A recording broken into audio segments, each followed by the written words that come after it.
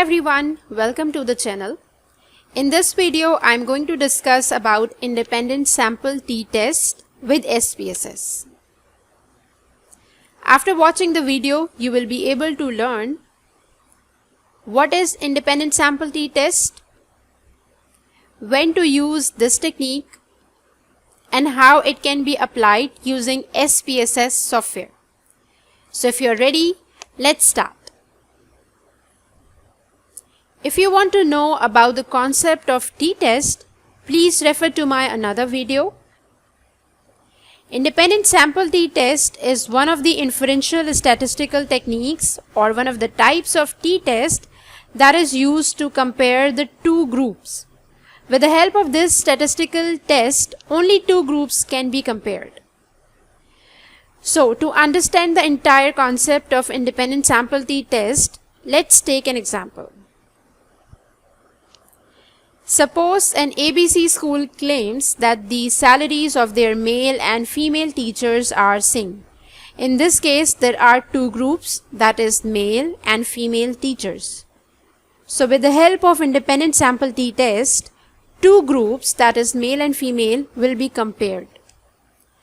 So before I apply independent sample t-test on the gathered data, let's assume the average salary of male and female teachers are same. Basically, this is the null hypothesis, and based on the findings of independent sample t-test, I will accept or reject the hypothesis. So let's do the analysis. Okay, so on this dataset, I'm going to apply independent sample t-test.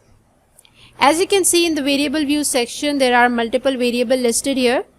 But my concerned variables are only two, that is salary and gender. I'm going to apply independent sample t-test only on these two particular variables. As per the objective, I'm going to compare the salaries of male and female teachers. So that is why I'm going to use only salary and gender in this case. So in this data set, I have assigned one specified value to male and two to female. So let's do the analysis.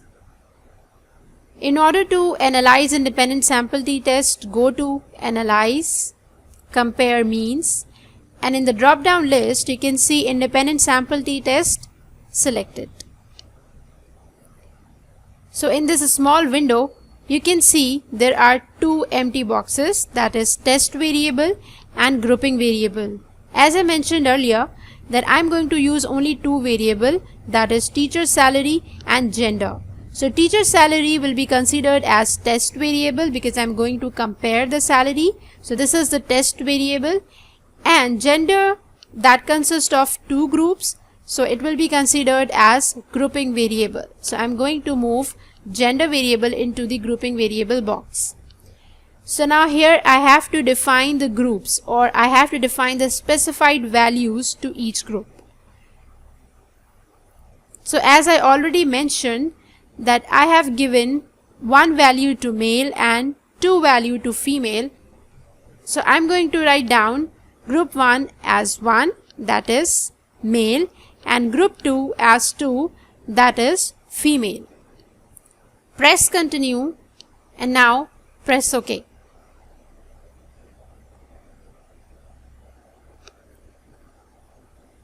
So here is the output, and now based on the values we are going to take the decision.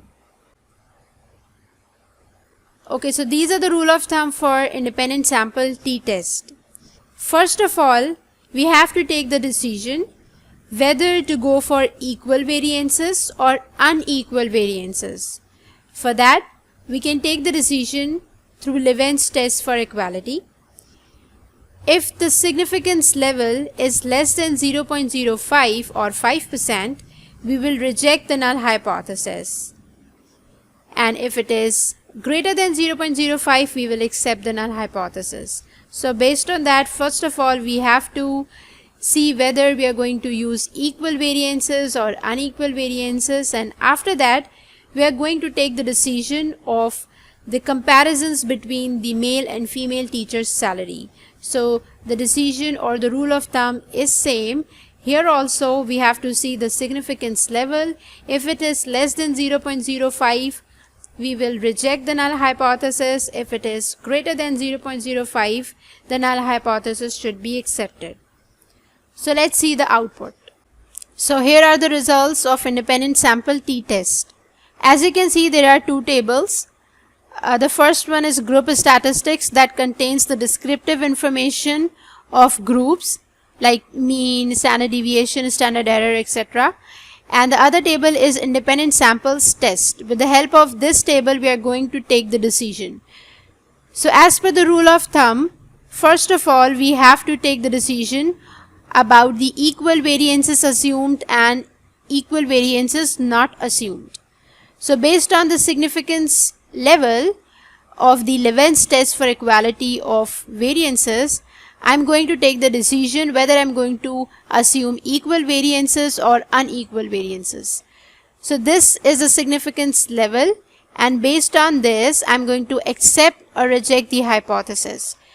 So as per the rule of thumb, if the value of significance level is less than 0.05, reject the null hypothesis and accept the alternate. So as this is 0.000, which is lesser than 0.05, so I'm going to reject the entire row, as I'm going to reject the equal variances and I'm going to assume the unequal variances or equal variances not assumed. And based on this, the sig two-tailed value, the value which is there in the second row, I'm going to take the decision based on this sig value. So according to the significance level threshold, it should be less than 0.05. If this is the case, I will reject the null hypothesis, otherwise accept it.